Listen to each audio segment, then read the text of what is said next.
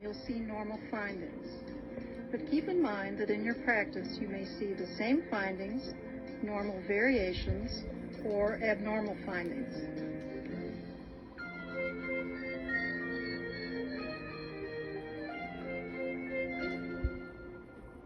Before examining the thorax and lungs, consider their anatomy. For example, recall that the diaphragm separates the thoracic cage from the abdomen, and that the thoracic cage is defined by the sternum, 12 pairs of ribs, and 12 thoracic vertebrae. To localize your findings, remember the surface landmarks of the anterior thorax: the suprasternal notch, sternum, manubriosternal angle, or angle of Louis, which is continuous with the second rib, costal margins, and costal angle. Also, count down the ribs, beginning at the sternal angle. Palpate the second rib and slide down to the second intercostal space. Number each intercostal space by the rib above it. Count down the middle of the hemithorax to the 10th rib. On the posterior thorax, use different surface landmarks. With the person's head flexed, feel for the most prominent bony spur, called the vertebra prominens, or the spinous process of C7. Count down the spinous processes. At the 7th or 8th rib, you'll reach the inferior border of the scapula. Finally, you'll reach T12 and the 12th rib. To further pinpoint your findings, use reference lines. On the anterior thorax, note the mid-sternal line, mid-clavicular lines, and anterior axillary lines. On the posterior thorax, refer to the vertebral or mid-spinal line and the scapular lines. And on the lateral thorax, imagine the mid-axillary line, anterior axillary line, and posterior axillary line. Consider the lungs and their structures. Anteriorly, the apices rise 3 to 4 centimeters above the clavicles. In the right lung, the horizontal fissure runs from the 5th rib in the mid-axillary line to the 4th rib at the right sternal border. The oblique fissure runs from the 5th rib in the mid-axillary line to the 6th rib in the mid-clavicular line. They divide the lung into the upper, middle, and lower lobes. In the left lung, the oblique fissure separates the upper lobe and lower lobe. Posteriorly, the apices reach C7. The oblique fissures divide both lungs into the upper lobes, which run from T1 to T3 or T4, and the lower lobes, which run down to T10 on expiration and T12 on inspiration. Note that the posterior chest is almost all lower lobes. On the right lateral thorax, the upper lobe extends from the axilla to the horizontal fissure. The middle lobe goes from that fissure to the 6th rib at the mid-clavicular line, and the lower lobe runs from the 5th rib to the 8th rib in the mid-axillary line. On the left lateral thorax, the upper lobe extends from the axilla to the 5th rib at the mid-axillary line, and the lower lobe continues down to the 8th rib in the mid-axillary line. Within the thorax, the trachea extends from the cricoid cartilage to the sternal angle, where it bifurcates into the right and left main bronchi. The bronchi lead to the lungs, which are surrounded by the parietal and visceral pleura, and contain millions of alveoli that cluster like grapes around each alveolar duct.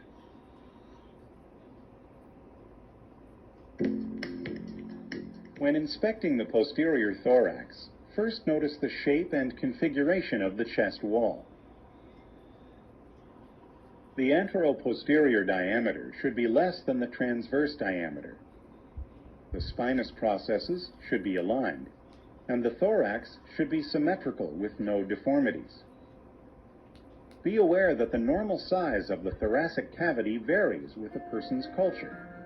Whites tend to have the largest chest volumes, followed by blacks, Asians, and Native Americans. Next, observe the position the person takes to breathe. It should be relaxed and support his weight, with his arms resting at his sides or in his lap. Then assess his skin color and condition. There should be no cyanosis, pallor, abnormal pigmentation, or lesions. Okay, now I'm going to place my hands on your back and have you breathe normally for me. Begin palpating the posterior thorax by confirming symmetrical chest expansion. Place your hands on the posterolateral chest wall, with your thumbs at T9 or T10. Slide your hands toward each other to pinch up a small fold of skin. Take a deep breath for me. Ask the person to take a deep breath. As he inhales, your thumbs should move apart symmetrically. Next, palpate for tactile fremitus, using the ball of your hand while the person repeats a resonant phrase, such as 99 or blue moon. Following systematically, beginning over to the other and down, avoiding the scapula. 99. Vibrations should feel the same in corresponding areas on each side.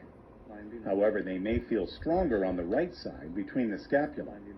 because that side is closer to the tracheal bifurcation. Various places on your back. I want you to tell me if you feel any pain or tenderness. Then gently palpate the chest wall. The skin should feel warm and dry, and you should detect no tenderness, masses, or lesions. Percuss the posterior thorax. Follow this pattern systematically. Start at the apices and percuss across the tops of both shoulders. Then percuss in the interspaces, moving from side to side and down. In each area, note the intensity, pitch, and duration of the percussion notes. They should match side to side. Over the lungs, percussion should produce resonance.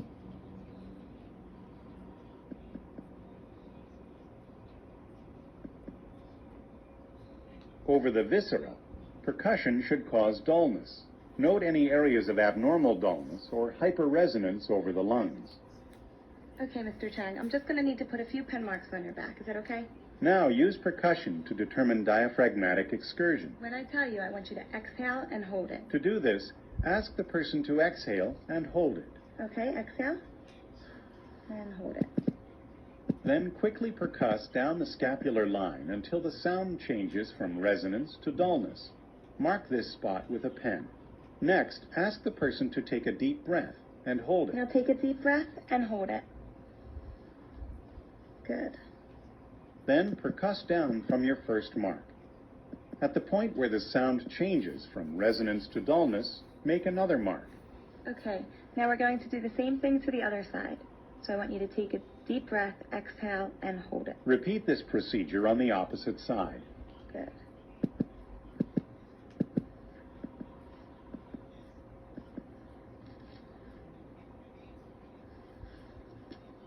Okay, now inhale and hold it.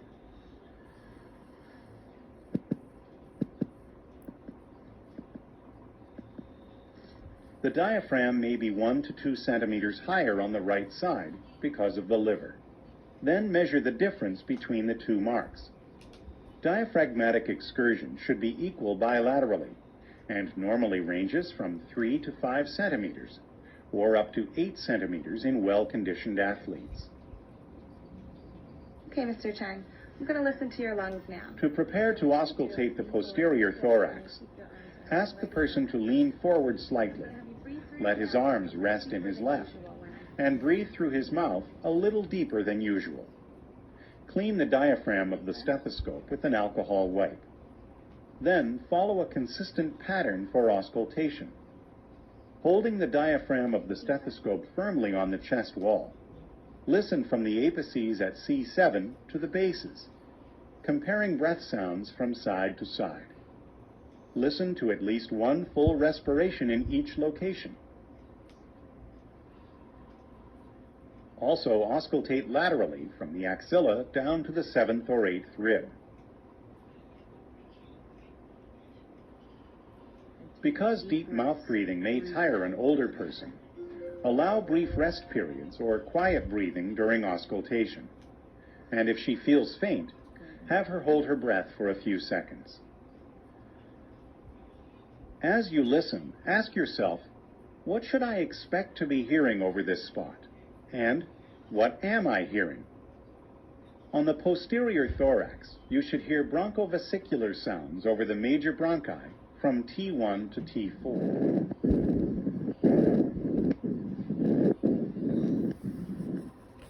Over peripheral lung fields, from the clavicles to T9, you should hear vesicular sounds. They are soft, low-pitched rustling sounds that are longer on inspiration than expiration. They sound like this.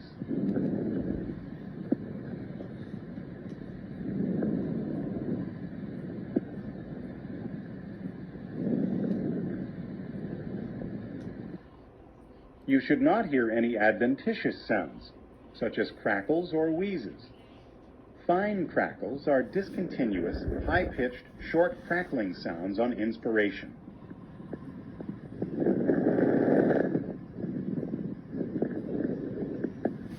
Coarse crackles are loud, low-pitched bubbling sounds that start in early inspiration. High-pitched wheezes are musical squeaking sounds, mostly on expiration.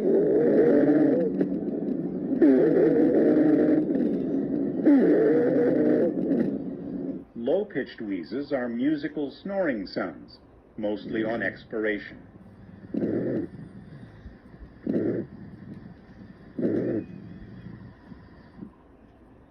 Fine crackles, but do not last beyond a few breaths and occur only in the periphery. Now I'm going to have you say 99 every time my stethoscope touches your back.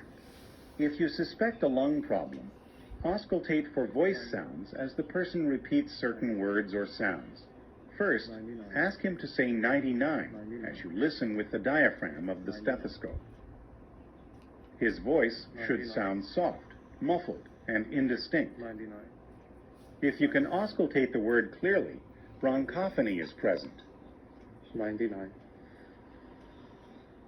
Next, ask the person to make a long Now I'm going to E have sound. you say E every time you feel my You should hear the E sound through your stethoscope. But if the E sounds like A with a bleating quality, you have detected egophony.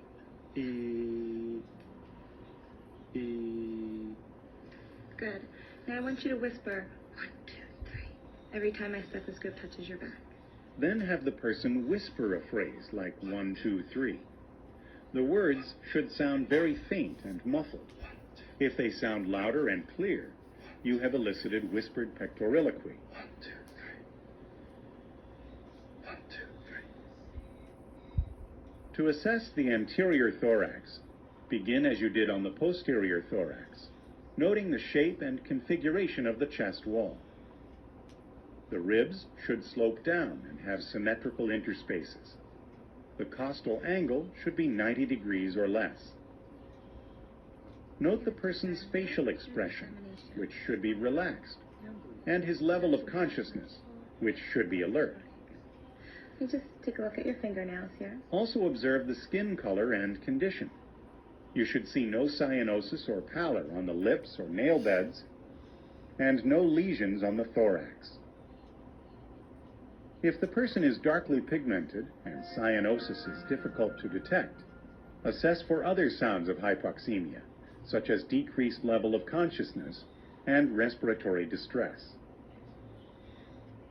Assess the person's respirations, which should be effortless and noiseless, cause symmetrical chest expansion, and occur regularly at 10 to 20 breaths per minute. Palpate for symmetrical chest expansion by placing your hands on the anterolateral wall with your thumbs along the costal margins, pointing toward the xiphoid process. As the person takes a deep breath, watch your thumbs move. Normally, they move symmetrically and smoothly with the chest. Now, palpate for tactile fremitus as the person says 99 or blue moon. For a woman, avoid palpating and percussing over breast tissue because it dampens the sound. Following a consistent pattern, palpate systematically. Begin over the lung apices in the supraclavicular areas and compare from side to side as you move down the chest. 99. Vibrations should 99. feel the same in corresponding areas on each side. 99. 99. Now I'm just going to press on your chest a little bit. I want you to tell me if there's any pain or tenderness. Next, palpate the anterior chest wall. You should detect no lumps or tenderness and should find normal skin mobility, turgor, temperature, and moisture.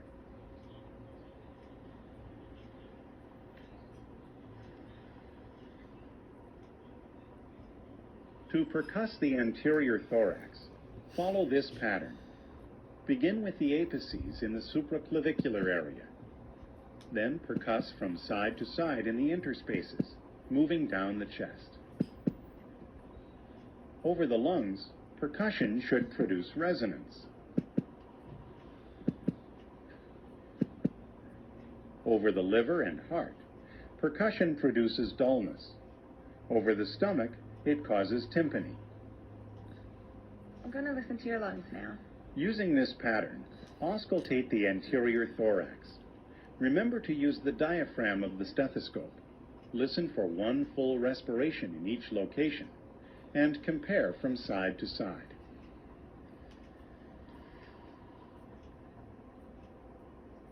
For an infant or toddler, be sure to auscultate with the diaphragm of a pediatric stethoscope. Otherwise, the sounds may be distorted. On the anterior thorax, you should hear bronchial or tracheal sounds over the trachea and larynx. These sounds are high-pitched and very loud, have a harsh tubular quality, and sound like this.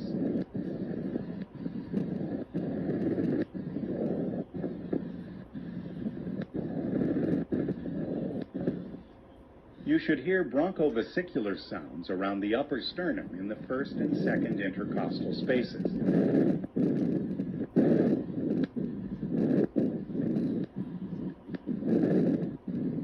You should hear vesicular sounds over peripheral lung fields from above the clavicles to the seventh intercostal space.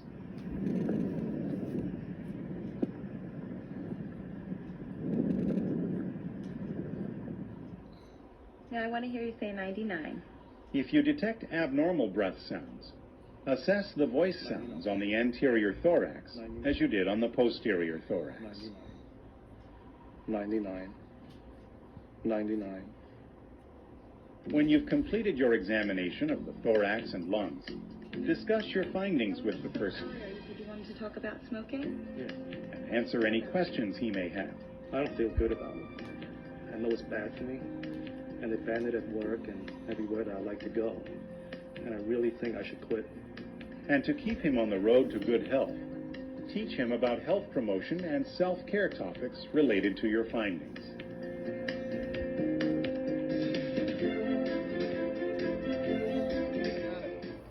The abdomen is a large oval cavity that extends from the diaphragm to the pelvis. Large flat muscles form the ventral abdominal wall and are joined at the midline by the linea alba. One set, the rectus abdominis, forms a strip that extends the length of the midline. Of the viscera, the spleen is on the left posterolateral wall of the abdomen, just under the diaphragm. It lies lateral to the mid-axillary line, from the 9th to 11th ribs, and normally is not palpable. The aorta is just to the left of midline in the upper abdomen. Below the umbilicus, it bifurcates into the right and left iliac arteries, which become the femoral arteries under the inguinal ligaments. The kidneys are retroperitoneal, or behind the abdominal contents. The costovertebral angle, which is formed by the 12th rib and vertebral column, helps you locate them. The right kidney is 1 to 2 centimeters lower than the left one, and sometimes is palpable. For convenience in description, the abdomen is divided into quadrants that meet at the umbilicus. During the examination, try to visualize each organ that you listen to or palpate through the abdominal wall. Note that the small intestine is found in all quadrants. The right upper quadrant contains the liver, which fills most of the quadrant, and has a lower edge that may be palpable. Gallbladder, which is under the liver, just lateral to the midclavicular line, hepatic flexure of the colon, part of the ascending and transverse colon, duodenum, head of the pancreas, and right kidney and adrenal gland. The left upper quadrant contains the stomach, spleen, left lobe of the liver, splenic flexure of the colon, part of the transverse and descending colon, body of the pancreas, and left kidney and adrenal gland. The right lower quadrant contains the cecum, appendix, right ureter, and right ovary and fallopian tube, or right spermatic cord. The left lower quadrant contains part of the descending colon, sigmoid colon, left ureter, and left ovary and fallopian tube, or left spermatic cord. Midline structures include the aorta, uterus if enlarged, and bladder if distended.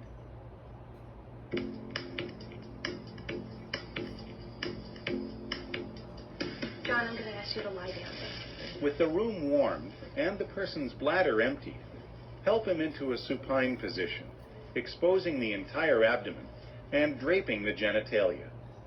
Then inspect the abdomen. Assess the abdominal contour by standing to the person's right side and looking down. Then stoop or sit with your head slightly above the abdomen to gaze across it. Determine the profile from the rib margin to the pubic bone. The contour normally ranges from flat to rounded. When we talked earlier, you mentioned that you had some trouble with some bloating. Are you lactose? Be aware that lactose intolerance affects 70 to 90% of Asian, Black, Native American, and Mediterranean adults. It may cause abdominal bloating, pain, and flatulence if milk or milk products are consumed. To assess symmetry, shine a light across the person's abdomen. The abdomen should be symmetrical bilaterally and display no bulges, masses, or asymmetry.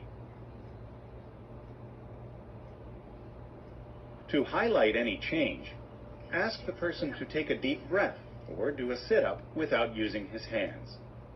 You should see no localized bulging. Okay, you can relax now. Next, inspect the umbilicus. Normally, it is midline and inverted, with no discoloration, inflammation, or hernia. Then inspect the skin. It should have a smooth, even surface with a homogeneous color and no rashes or lesions. Veins should not be visible unless the person is thin. Note any surgical scars. Also observe for pulsations or movement in the abdomen. You may see respiratory movement. In a thin person, you may also see aortic pulsations in the epigastric area.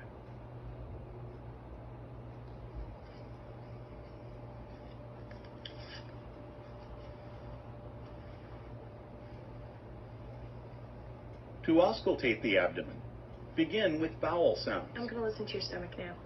After warming the diaphragm of the stethoscope, hold it lightly against the skin. Start in the right lower quadrant over the ileocecal valve, because bowel sounds should always be present here. Note the character and frequency of bowel sounds, which typically are high-pitched, gurgling, cascading sounds that occur intermittently 5 to 30 times per minute. Do not count the bowel sounds, but determine if they are normal, hypoactive, or hyperactive. Normally, they sound like this.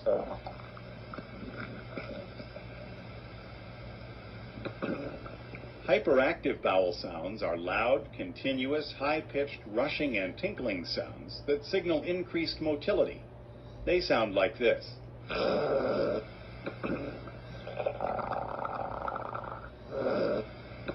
Hypoactive bowel sounds are diminished or absent and occur after abdominal surgery or with peritoneal inflammation. They sound like this.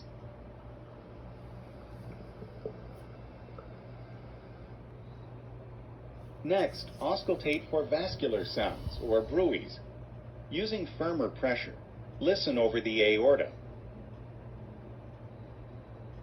renal arteries,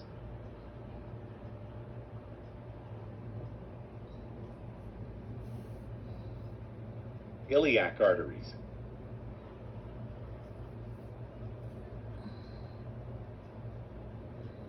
and femoral arteries. You should hear no vascular sounds. If present, a bruit sounds like this.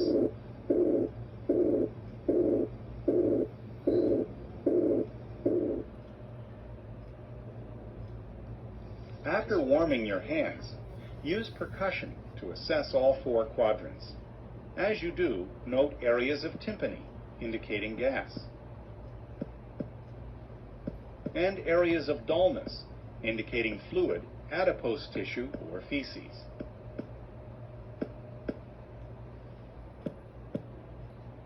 Normally, tympany predominates. A large area of dullness may suggest an enlarged organ or mass. Now measure the liver span through percussion down the right midclavicular line. Begin over the lungs and percuss down the intercostal spaces until the sound changes from resonance to dullness. Mark the spot, which is usually in the 5th intercostal space. Then percuss up the midclavicular line beginning over the abdomen. Note where the sound changes from tympany to dullness. Mark this spot, which is normally at the right costal margin. Measure the distance between the 2 marks. Typically, it ranges from 6 to 12 centimeters. If the person has abdominal distension or tense abdominal muscles, use the scratch test to check the liver span. Place the stethoscope over the liver. With one finger, scratch in short strokes over the abdomen, from the right lower quadrant up toward the liver. When the scratching sounds louder, you've reached the liver's border. I'm going to examine your spleen now. Percussing down the left mid-axillary line. If stomach tympany doesn't obscure the spleen, you should hear splenic dullness from the 9th to 11th intercostal spaces. Now percuss in the lowest intercostal space, in the left anterior axillary line. You should hear tympany. Now take a deep breath. Percuss again while the person takes a deep breath. Tympany should remain through full inspiration, showing a lack of splenic enlargement. Okay, I'm going to help you sit up now. To assess the kidneys, use indirect fist percussion. I'm going to tap on your back. Let me know if you feel any tenderness. Okay. For this assessment, place one hand over the 12th rib at the costovertebral angle Did that hurt? and thump it with the ulnar edge of your other fist. The person should feel a thud, but no pain. Okay, just my back. Before palpating the abdomen, promote muscle relaxation by bending the person's knees and helping him relax. In through your nose and out. Then, with warm hands, begin light palpation in each quadrant, keeping your hand low and parallel to the abdomen. With your fingers close together, lightly press in about 1 centimeter. Make gentle rotary motions, sliding the fingers and skin together. Then lift the fingers and move clockwise to the next location. You may feel voluntary muscle guarding, but you should not detect rigidity, masses, or tenderness. Next, palpate deeply in all quadrants. Use the same technique you used for light palpation, but press in about 5 to 8 centimeters.